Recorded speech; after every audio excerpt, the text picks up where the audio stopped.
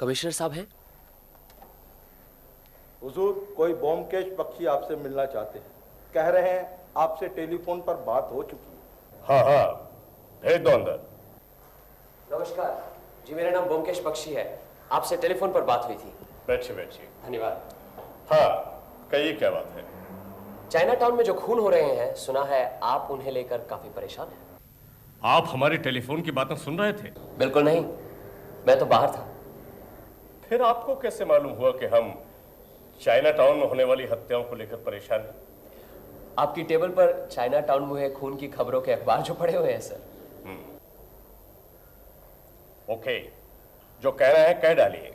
मेरा ख्याल है कि चाइना टाउन के खून के मामले में मैं आपकी मदद कर सकता हूँ। खूनी को जानते हैं आप? जी जानता तो नहीं, लेकिन जान जाऊंगा। पुलिस खुद परेशान है, अभी तक कुछ पता नहीं चला और आप जान जाएंगे। कौन है आप? जी हूँ तो एक मामूली आदमी, लेकिन जासूसी से जुड़ी हुई समस्या को सुलझाने का मुझे शौक है। कोई पेशेवर जासूस है? जी नहीं। पेशेवर जासूस नहीं है, जाहिर है पुलिस में भी काम नहीं करते। फिर आप कैसे जान जाएंगे? कहा ना, मुझे शौक है। बस कोई भी पेचीदा मामला नजर आए उसे सुलझाने की कोशिश करता हूँ। क्या करेंगे आप? ये आप मुझ पर छोड़ दीजिए। आप जो भी कार्रवाई कर रहे हैं करते रहिए, मैं आपके बीच नहीं आऊंगा। मैं अपना काम अलग से करूंगा। जरूरत पड़ी तो आपकी भी मदद लूंगा। आपने खुद किसी केस की छानबीन की है? जी कभी की तो नहीं, यही मेरा पहला केस होगा। हो, लेकिन देखिए, ना मत कहिए, कहीं ना कहीं तो शुरुआत करनी है। यूं समझिए कि यही मेरा पहला केस है, और फिर बिगिनर्स लक भी तो होता है। मुझे पूरा यकीन है कि मैं आपके काम आऊंगा। मैं चाइना टाउन के खून के मामले में तहकीकात कर रहा हूं। यह राज सिर्फ आपके और मेरे बीच ही रहे, किसी को बताइएगा नहीं। लेकिन आपकी बातों का यकीन कैसे करें? जी आप अपनी तहकीकात जारी रखिए, मैं आपके बीच नहीं आऊंगा। आपको यकीन हो जाएगा कि मैं आप ही का काम कर रहा हूं, और फिर अगर आप चाहे तो मुझ पर भी निगरानी रख सकते हैं।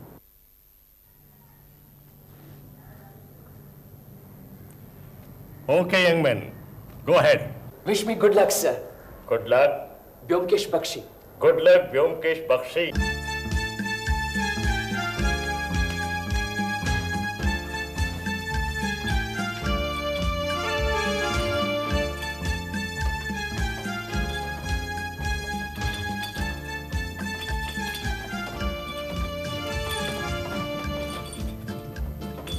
डॉक्टर साहब नमस्कार।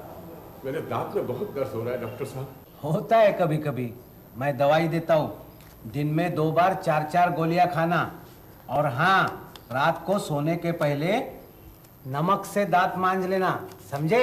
जी हाँ, ये लेना। हाँ। और घनश्याम कैसे हो?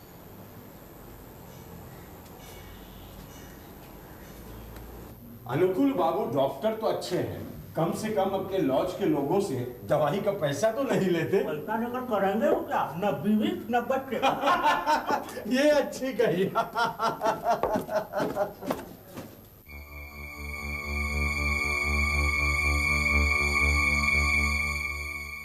जी यहाँ रहने की कोई जगह मिल जाएगी? कहाँ से आए आप? यही कलकत्ते से रहने की जगह ढूंढ रहा हूँ, कहीं मिलती नहीं, सब फुल। सीजन के बीच में कहाँ मिलेगी? यहाँ भी नहीं है। यहाँ नजदीक कोई और लॉज है क्या? है 2-3, वहाँ भी मिलेगी कि नहीं कह नहीं सकता। वैसे यहाँ का पता आपको किसने बताया? जी किसी ने नहीं, बस यूं ही देखता हुआ यहाँ से गुजर रहा था, सामने बोर्ड पड़ा अनुकूल लॉज, बस चला आया। हमारे यहाँ सिर्फ 5 कमरे हैं जहाँ लोग सालों से रह रहे हैं। पिछले महीने रामेश्वर बाबू रिटायर हो गए, तब जाके एक कमरा खाली हो गया। ये अजीत बाबू 7 महीने से चक्कर काट रहे थे, वो रूम ही ने दे दिया। फिर तो वही गंदे मोहल्ले में रहना पड़ेगा। और तो कुछ नहीं, सिर्फ डर लगता है जो थोड़ा बहुत रुपया है कहीं चोरी ना हो जाए। 3-4 महीने के बाद एक चक्कर लगा लीजिए, अगर कोई रूम खाली हो गया तो ठीक है, एक गिलास पानी मिलेगा? जी हाँ, क्यों नहीं।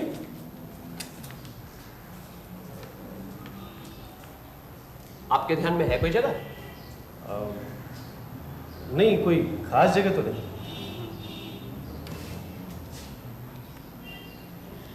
वैसे यहाँ के कमरे काफी बड़े हैं। हाँ, बड़े तो हैं। एक कमरे में दो आदमी नहीं रह सकते? शायद कोई राजी नहीं होगा। आप चाहे तो मेरी मदद कर सकते हैं। जी? मैं कमरे का पूरा भाड़ा देने को तैयार हूं, प्लीज। लेकिन आपको मेरे साथ रहने में परेशानी होगी। जी, परेशानी की क्या बात है, नेकी और पूछ पूछ, फिर ऐसा मौका बार बार थोड़ी मिलता है। कितना एडवांस चाहिए आपको? अरे अभी रहने दीजिए, जल्दी भी क्या है। और फिर एडवांस तो लॉज के मालिक को देना है। अच्छा, पानी। आपका नाम क्या है? मेरा नाम मेरा नाम मनोज कुमार।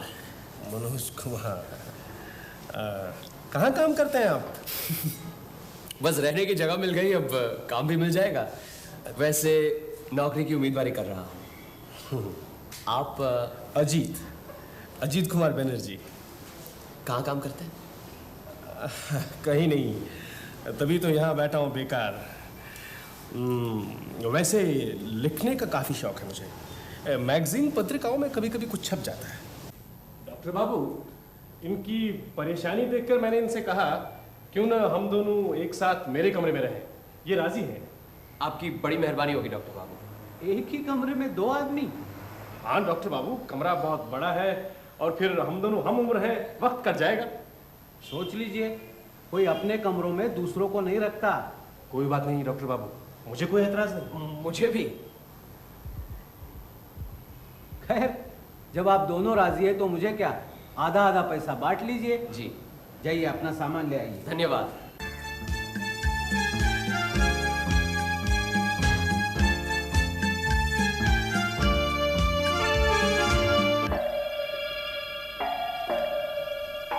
कोई पहचानता है इसे? चलो पंचनामा बनो।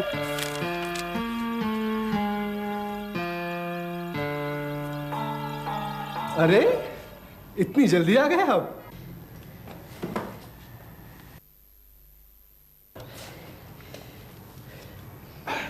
अभी अभी देखा है, नीचे किसी गरीब का खून हो गया। लाश फुटपाथ पर पड़ी है। यहाँ तो आए दिन खून और पुलिस का छापा लगा ही रहता है। हाँ, ये देखिए आज की खबर, 1 खून 4 गिरफ्तार। अजीब जगह। आप लोग यहाँ रहते कैसे? डर नहीं लगता? आज ही के अखबार में आया है, यहाँ कोई कोकेन का खुफिया धंधा चला रहा है। सारे शहर में यही कहीं से माल जाता है। यहाँ बेकार और गरीब लोग बहुत है ना, उनके जरिए। लेकिन आए दिन खून। इन चीजों से हमें क्या लेना देना? बड़े शहरों में तो ये सब होता ही रहता है। अजीत बाबू, हाँ? इन्हें अपना कमरा दिखाइए। आइए। चलिए, इस गधे के बोझ से तो छुटकारा मिले। क्या बात है ईश्वर बाबू? कुछ नहीं, यूं ही जरा।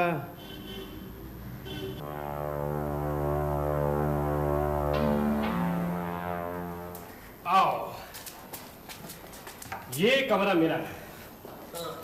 यहाँ एक और खाट डलवा देंगे। आप तो यहाँ 1 महीने से रह रहे हैं। हाँ। यहाँ तो अक्सर खून होते रहते हैं। कभी कुछ देखा है? नहीं। आपकी इस खिड़की से तो नीचे सब साफ नजर आता है। यहीं पे तो देखा सुबह कोई मरा पड़ा है। होगा, हमें तो सब कुछ अखबारों से पता चलता है। अच्छा मनोज बाबू, यहाँ दोपहर का खाना सिर्फ मैं खाता हूँ, बाकी सब लोग 10 बजे तक खा पी कर ऑफिस चले जाते हैं। आप कब खाना चाहेंगे? आज सुबह के खून को लेकर अब तक 4 खून हो चुके हैं। आपको तो लगता है हमसे ज्यादा मालूम है। खैर, शाम को 8:30 बजे सभी लोग इकट्ठा खाते हैं, यही यहाँ का नियम है। अच्छा, आपके मन में कभी कोई दिलचस्पी नहीं पैदा हुई? खूनी कौन है, उसका मकसद क्या है? नहीं तो, लेकिन आप क्यों इतना परेशान हो रहे हैं? सचमुच डर गए क्या? नहीं नहीं, यहाँ वैसे कितने लोग रहते हैं? हम 5 और आप छठे हुए। सबसे पुराना कौन है? मेरे अलावा यहाँ सभी लोग 6-7 साल से रह रहे हैं। आज रात को खाने की टेबल पर सबसे परिचय होगा। अच्छा। ये नौकर के लिए घंटी है। आज आपको कहीं जाना तो नहीं? नहीं, कहीं खास नहीं। क्यों? नहीं, जरा मुझे जाना है, मेरी पब्लिशर से अपॉइंटमेंट है। अच्छा अच्छा। गोपी, आओ। गोपी, ये हमारे नए बाबू हैं, मनोज बाबू। नमस्कार बाबूजी। नमस्कार। आज से ये यहीं रहेंगे, यहाँ एक खाट और लगवा देना। जी। और सुनो, आज ये दोपहर का खाना मैं यहाँ नहीं खाऊंगा। वो खाना आपके लिए यहीं ले आओ बाबूजी? नहीं, मैं वहीं आ जाऊंगा। सब लोग चले गए? जी, सिर्फ वो 2 नंबर वाले बाबू सोए पड़े हैं, वो नहीं गए। 2 नंबर कौन? अरे वही ईश्वर बाबू, जो डॉक्टर के कमरे में आते आते चले गए। ठीक है बाबू, जाओ। जी बाबूजी, वो चाय ले आओ। अरे हाँ, चाय। नहीं नहीं, आपको जाना है ना? अरे कोई बात नहीं, मैं चला जाऊंगा। जाओ गोपी, 2 कप चाय जाओ। अच्छा, ऐसा करना, 2 नहीं 3 लाना, और 2 नंबर में हम वहीं जा रहे हैं। जी बाबूजी। चलो एक बार देख आते हैं ईश्वर बाबू को। अरे मुझे कुछ नहीं चाहिए, जाओ यहाँ से। ईश्वर बाबू, मैं हूँ अजीत। क्या काम है? आपसे मिलना है। गोपी चाय लेकर आया है। अरे कहाँ है गोपी? आ जाएगा अभी। नमस्कार। ये हमारे यहाँ नए आए हैं, मनोज बाबू। मेरे साथ ही रहते हैं। अरे चाय क्यों लेके आया? ये बाबू ने ऑर्डर दिया था। चलो चलो, अंदर रख दो, चलो।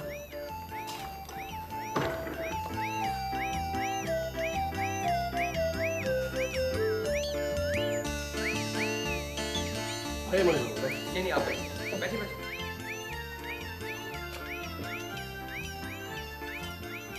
नहीं, मुझे चाय नहीं चाहिए। अच्छा ला ला। क्या बात है ईश्वर बाबू, नीचे से डॉक्टर बाबू को बुलाऊं, या आप कहें तो बाहर से डॉक्टर घोष को बुलाता? नहीं नहीं, उसकी कोई जरूरत नहीं है। नहीं, आज सुबह भी आप कुछ घबराए हुए थे। घबरा तो सुबह मैं भी गया था। आज पहला दिन है। सुबह आते ही देखा लॉज के बाहर लाश पड़ी हुई।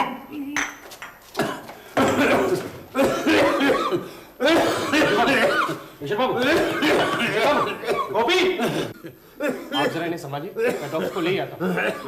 नहीं नहीं नहीं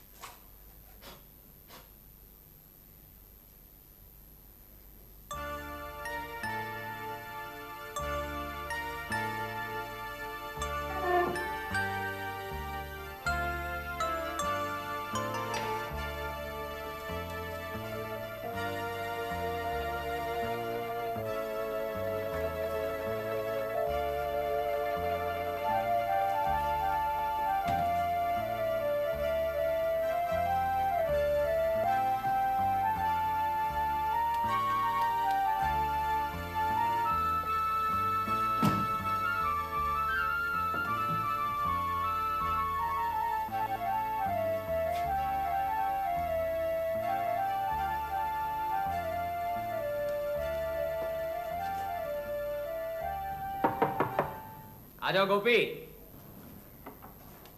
चाय लाऊं बाबूजी? बाद में। ईश्वर बाबू ने फिर तो नहीं बुलाया? नहीं बाबूजी। अच्छा एक बात बताओ, ये 1 नंबर में कौन है? घनश्याम बाबू। वही जो अक्सर पान खाते रहते हैं? जी बाबूजी। हाँ। मुझे घनश्याम बाबूजी के लिए रोज सुबह में 20 पान बनाने पड़ते हैं और शाम को 10। अच्छा। बहुत अच्छे आदमी है। हाँ। मुझे कभी कभी बख्शिश भी देते हैं। और कौन बख्शिश नहीं देता? अब उसमें क्या है बाबूजी, जो आदमी बख्शिश नहीं देता ना सही। अब इस कमरे के अजीत बाबू को ही ले लीजिए, वो कभी बख्शिश नहीं देते हैं, लेकिन आदमी बहुत अच्छे हैं।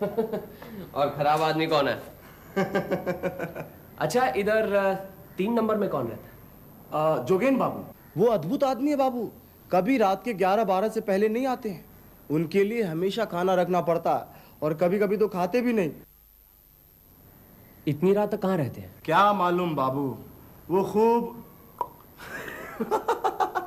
कभी कभी तो उन्हें ये भी पता नहीं होता है कि कमरा किधर है और बिस्तर किधर है।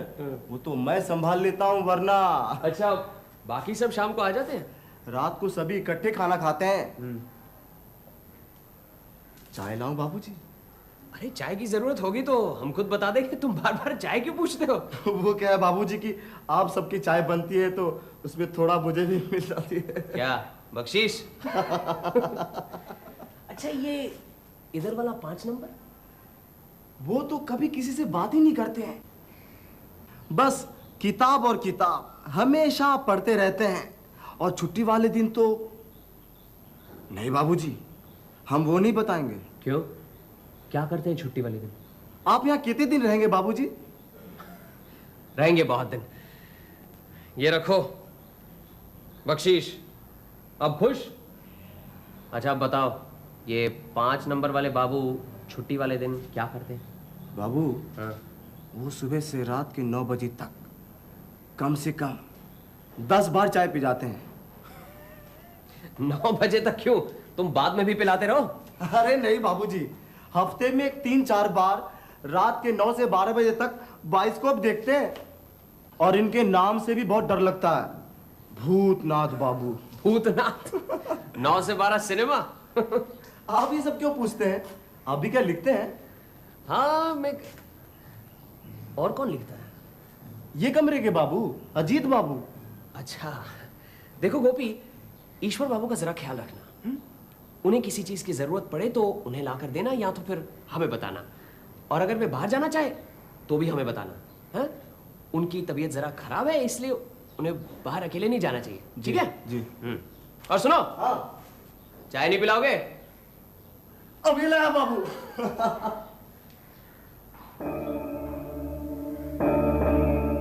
ये क्या कर रहे हैं?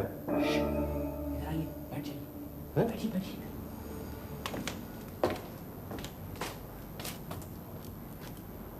अजीत बाबू एक काम कीजिए, जरा ईश्वर बाबू को दिखाइए क्या कर रहे हैं। चाहिए ना प्लीज, जरा दिखाइए। पर क्यों? नहीं चाहिए ना।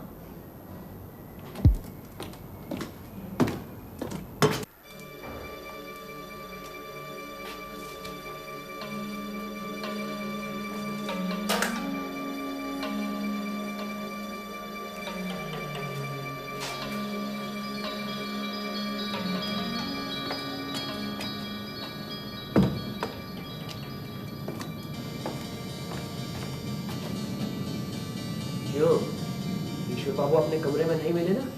नहीं, लेकिन आप यहाँ लेटे हुए क्या कर रहे हैं? ईश्वर बाबू नीचे डॉक्टर के कमरे में है।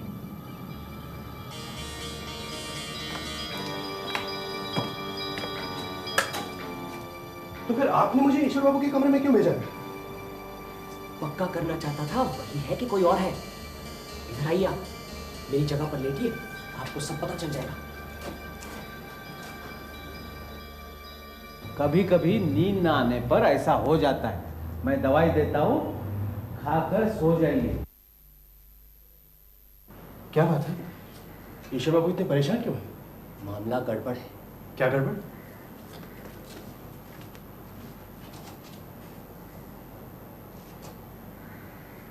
ईश्वर बाबू अपने कमरे में जा रहे हैं। हाँ?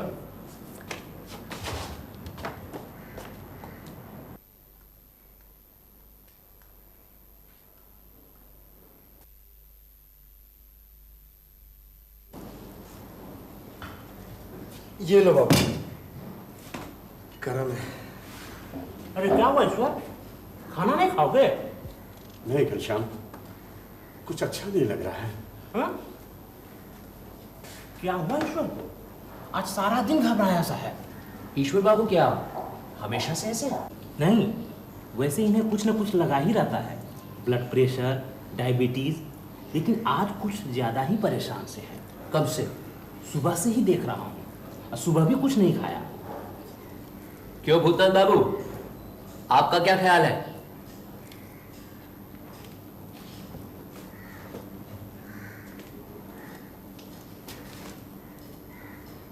ये ज्यादा किसी से बातचीत नहीं करते। अजीत, अजीत, अजीत उठो, ईश्वर बाबू दरवाजा नहीं खोल रहे। उठो, चलो, चलो।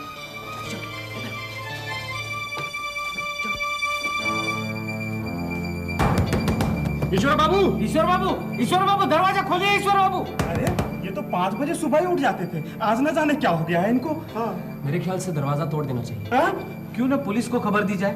अरे पहले देख तो लीजिए क्या बात है, शायद इन्हें पहले डॉक्टर की जरूरत पड़े। तोड़ दो दरवाजा। हाँ चल, चलिए चलो। ईश्वर बाबू करीबन 7 साल से हमारे लॉज में रहते थे। हर एक से उनका बर्ताव अच्छा था, कोई भी उनका दुश्मन नहीं था। लॉज का 1 रुपया भी बाकी नहीं रखा था, ना किसी से उधार लेते थे। पिछले 1 साल से वो डायबिटीज के मरीज थे, मैं ही उनका इलाज करता था। कल रात को वो कुछ ज्यादा ही परेशान थे। रात को जब वो मेरी डिस्पेंसरी में आए तो बहुत डरे हुए थे, लेकिन बता नहीं पा रहे थे कि क्या बात है। मैंने सोचा रात में उन्हें आराम करने दूं, सुबह देख लूंगा। लेकिन आप क्या समझते हैं, उन्होंने आत्महत्या की? मैं तो यही समझता हूं। मैं नहीं समझता, मुझे पूरा यकीन है कि उनकी हत्या की गई है। कैसे? कोई भी शख्स इतनी बुरी तरह अपना गला नहीं काट सकता। हत्या किसने की ये बता सकते हैं आप? जी नहीं, फिलहाल तो कुछ नहीं कह सकता। और आप? ऐसी हालत में बड़ा ही मुश्किल है कहना कि हत्या करने की वजह बता सकते हैं? जी नहीं, डॉक्टर बाबू ने अभी आपको बताया कि ईश्वर बाबू डायबिटीज के मरीज थे। अब ऐसे मरीज को रात में अक्सर पेशाब करने जाना पड़ता है, इसी तरह वो दरवाजा खोल के बाहर गए होंगे और हत्यारा अंदर घुस आया होगा। बहुत मसरूफ नजर आ रहे हैं अनुकुल बाबू, क्या नई दवाइयां हैं? हाँ, जर्मनी से आई है। हम ईश्वर बाबू के मौत के बारे में कुछ मशवरा करने आए हैं। अच्छा हो गया आप लोग आ गए, मेरी भी यही इच्छा थी। अब आप ही बताइए घनश्याम बाबू, क्या किया जाए? ईश्वर बाबू तो आपके करीबी दोस्त थे। मैं क्या बताऊं, मेरी तो कुछ समझ में नहीं आ रहा, इसीलिए तो हम लोग आपके पास आए हैं। मेरे दिमाग में 3-4 बातें घूम रही हैं। क्या? पहली बात ये कि क्या ये हत्या लॉज के बाहर के किसी आदमी ने की है? मुझे ऐसा नहीं लगता, क्योंकि लॉज का दरवाजा रात को 9 बजे बंद हो जाता है और ईश्वर बाबू की मौत रात 11 बजे के बाद हुई है। अच्छा, मान लो कि बाहर का कोई आदमी आ गया हो और हत्या उसने की, लेकिन जिस तरह की हत्या हुई है, क्या ईश्वर बाबू चिल्लाएंगे नहीं? आप लोगों में से किसी ने उन्हें चीखते सुना? नहीं, चीख तो कोई नहीं सुनी। इसीलिए मैं समझता हूं कि बाहर का कोई आदमी नहीं हो सकता। अब रहे लॉज में रहने वाले, आप लोग सब तो पुराने रहने वाले हैं, सालों से रह रहे हैं। मुझे तो ऐसा लगता नहीं है कि आप में कभी कोई मारपीट हुई हो, और फिर ये तो हत्या का सवाल है। हाँ, सिर्फ मैं नया हूं, कहीं मुझ पर तो शक नहीं? नहीं, उस रात ये मेरे साथ मेरे कमरे में थे, और फिर ये क्यों ईश्वर बाबू की हत्या करेंगे? एक और बात है, हमें मालूम है हमारे मोहल्ले में कोकिन का धंधा चल रहा है, लेकिन इसका सरदार कौन किसी को नहीं पता। हाँ, अखबार में तो यही कुछ छपता रहता है। मुझे अब ये लग रहा है इस धंधे का सरदार ईश्वर बाबू थे।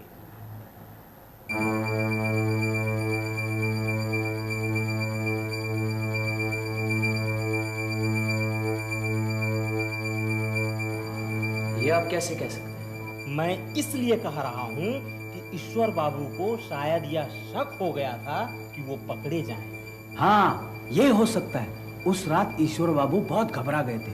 हो सकता है इसी डर से कि कोई उन्हें पहचान गया है और उनका पर्दाफाश जल्द होने वाला है।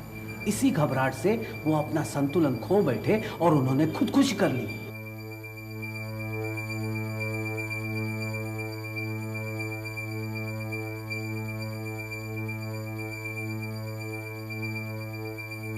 चलिए यही रिपोर्ट थाने में लिखवा देते हैं। आपके नाम गिरफ्तारी का वारंट है। आपको इसी समय पुलिस स्टेशन चलना पड़ेगा। रामधन सिंह जी, गिरफ्तार करना है। ये क्या कर रहे हैं? ये देखिए, ईश्वर चंद चौधरी की हत्या करने के जुर्म में मनोज कुमार को गिरफ्तार करने का वारंट। आप में से किसी भी दो शख्स को शिनाख्त करनी पड़ेगी कि यही मनोज कुमार है।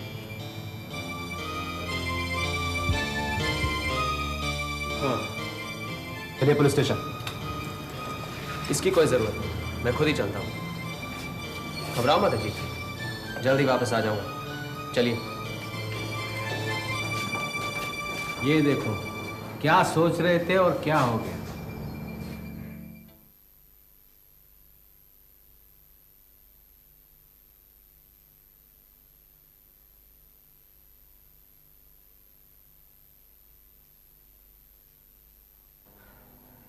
अरे तू? हाँ मैं। पुलिस ने काफी परेशान किया, बड़ी मुश्किल से छूट के आ रहा हूं। तुम कहाँ जा रहे हो? वकील के पास। मेरे लिए? हाँ, नहीं तो मुझे क्या जरूरत पड़ी किसी वकील की? अभी उसकी कोई जरूरत नहीं। आओ।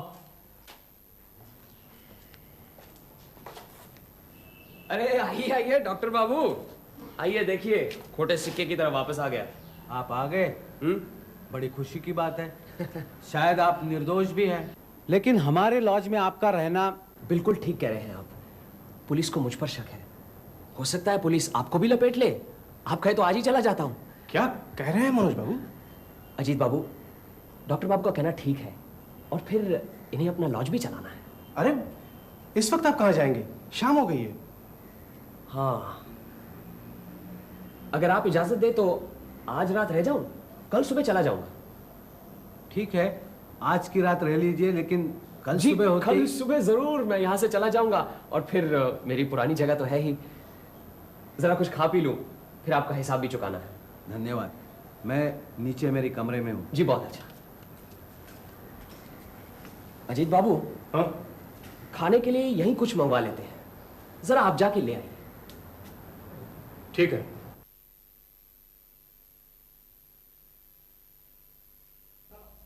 बैठिए। और ये रही आपकी आज तक की रहने की रिसीप्ट। डॉक्टर बाबू, कल से बिल्कुल सोया नहीं। आज खाने के बाद जरा लेटा तो नींद आ गई, उठा तो सर दर्द बढ़ता ही जा रहा है। सोचा कि हिसाब के साथ साथ आपकी दवाइयों का भी इम्तिहान ले लूं। हाँ हाँ, क्यों नहीं। बदहजमी से सरदर्द हुआ है, मैं अब भी दवाई देता हूँ।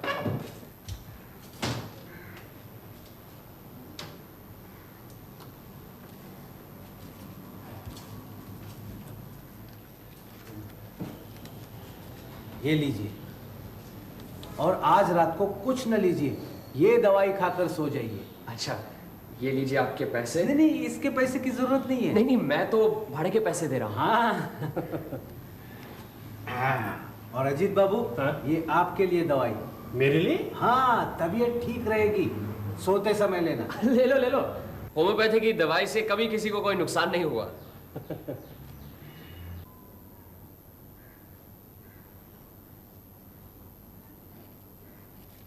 ये दवा लेने की जरूरत नहीं, और ये रही मेरी पुड़िया, रख दो वहां पे।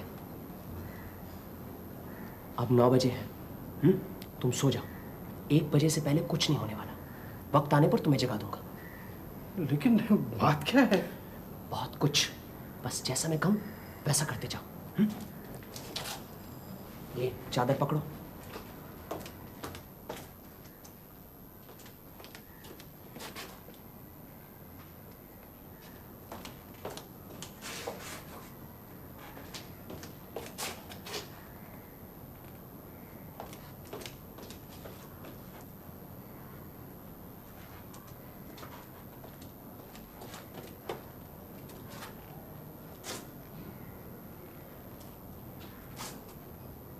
लाओ, चादर ढक दो।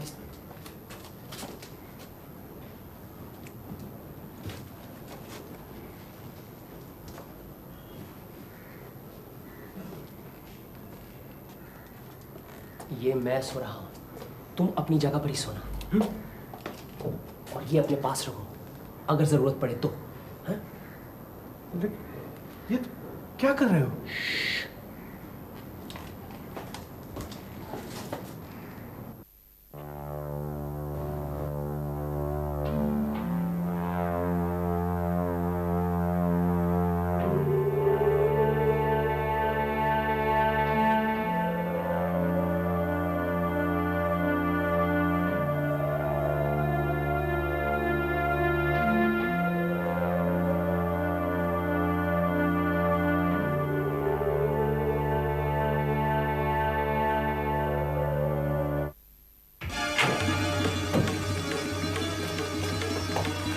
अफसोस की बात है कि आप जैसा धूर्त आदमी हमारी चाल में आ गया।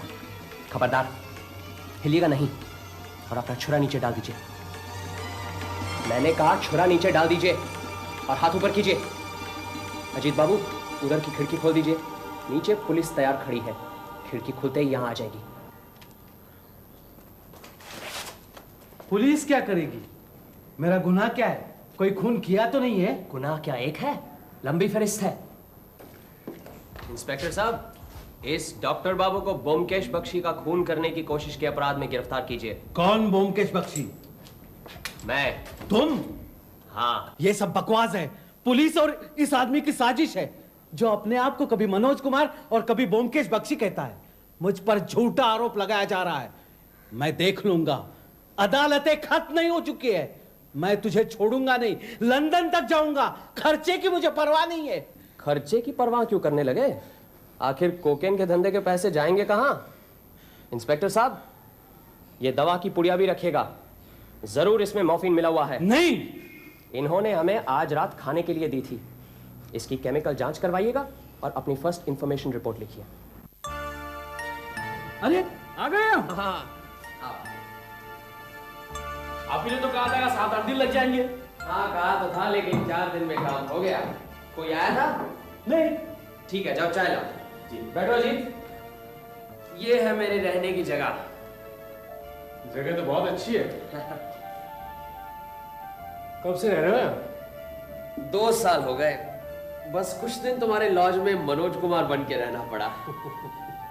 ये सत्यन्वेशी क्या है? सत्यन्वेशी ये ऐसा है कि भाई डिटेक्टिव कुछ जमता नहीं और जासूस कुछ पुराना सा लगता है ना, इसलिए मैंने अपना उपनाम यानी कि टाइटल सत्यन्वेशी रखा है, सत्य की खोज करने वाला। लो अच्छा चाय पियो।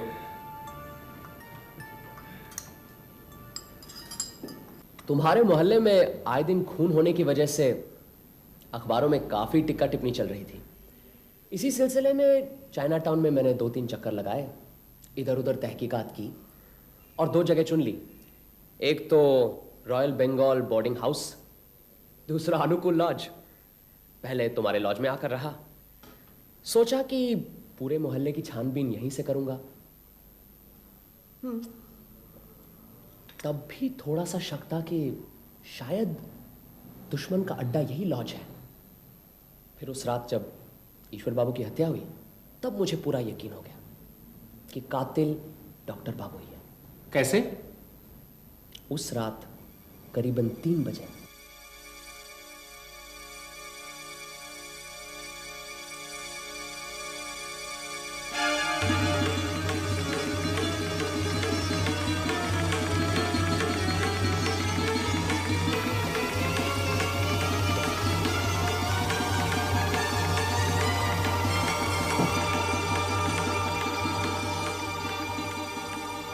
तुम्हें कैसे पता चला कि ईश्वर बाबू ने ये सब देखा? सुनो तो सही।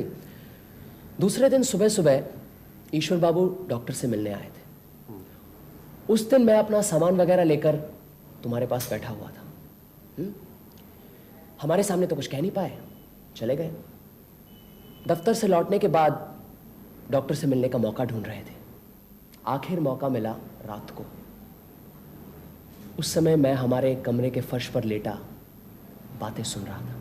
कल रात करीबन 3 बजे मैंने अचानक अपनी कमरे की खिड़की से देखा कि आप किसी का खून कर रहे हैं। मैं तो हक्का बक्का रह गया। कहीं ये सब गलत है, वो आप नहीं थे। आप बहुत परेशान लग रहे हैं ईश्वर बाबू, जाइए आराम कीजिए। नहीं डॉक्टर बाबू, कहिए आपने हत्या नहीं की, वो आप नहीं थे, तभी मुझे शांति मिलेगी। नहीं नहीं, वो मैं नहीं था। लेकिन मैंने ऐसा क्यों देखा? आप बहुत घबरा गए ईश्वर बाबू, कभी कभी नींद ना आने पर ऐसा हो जाता है।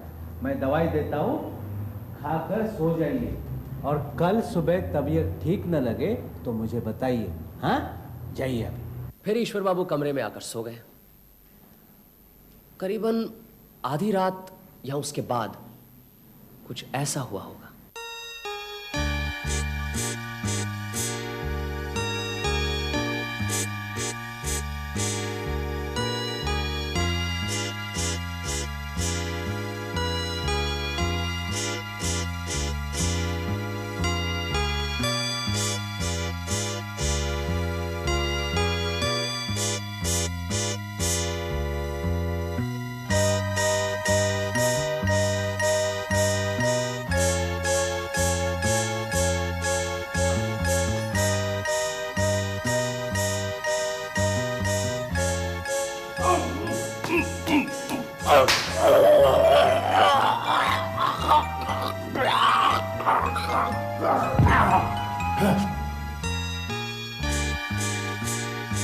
डॉक्टर काफी दिनों से कोकेन का धंधा चला रहा था। होम्योपैथी की डॉक्टरी तो सिर्फ दिखावा था। कोकेन का धंधा वो गरीब नौकरों या जरूरतमंद लोगों से करवाता था। कहीं किसी पर शक हुआ, रास्ते से हटा दिया। इसके अलावा किसी ने भी उनका काम 3-4 बार किया, उसे भी मार डालता था। कहीं कभी कोई गड़बड़ न कर बैठे, इसलिए। लेकिन वो तुम्हें क्यों मारने आया? तुम तो उसका काम नहीं करते थे। मुझ पर उनको पहली बार शक हुआ है जब मैंने कहा कि ईश्वर बाबू की मौत खुदकुशी नहीं बल्कि खून है। फिर पुलिस ने एक गड़बड़ी की। डॉक्टर बाबू की शिकायत पर यकीन करके मुझे पकड़कर ले गई। कमिश्नर साहब ने मुझे छुड़वा दिया। जब मैं वापस लॉज आया तब डॉक्टर बाबू को यकीन हो गया कि मैं उनकी कलई खोलने वाला हूं। उन्होंने मुझे भी मार देना चाहा। मैंने भी उनकी मदद की, जानबूझकर ताला खराब कर दिया, जानबूझकर कहा सर में दर्द हो रहा है। डॉक्टर बाबू मेरी चाल में आ गए। उन्होंने मॉर्फिया का पाउडर दिया मुझे खाने के लिए ताकि मैं सोता रहूं। उन्होंने समझा खुले दरवाजे से आकर बिल्कुल ईश्वर बाबू की तरह मुझे भी मार देंगे। बाकी तो सब तुम्हें मालूम ही है। कमाल कर दिया तुमने मनोज। Oh sorry भूमकेश। अच्छा अब मैं चलता हूँ। कहाँ जा रहे हो? वहीं लॉज, और कहाँ? अब तो तुम्हें वो लॉज छोड़ना पड़ेगा। मैं तो कहूंगा यहीं आ जाओ मेरे साथ। मैंने तुम्हें लॉज में रहने दिया, वो कर्जा चुका रहे हो? ऐसी बात नहीं है। कुछ दिन तुम्हारे साथ रहकर ऐसा लग रहा है कि अकेले कुछ अच्छा नहीं लगेगा। सच? बिल्कुल सच। फिर तो मैं अपना सामान लेकर यहीं आता हूँ। साथ मेरा सामान भी ले आना, वहीं पड़ा है।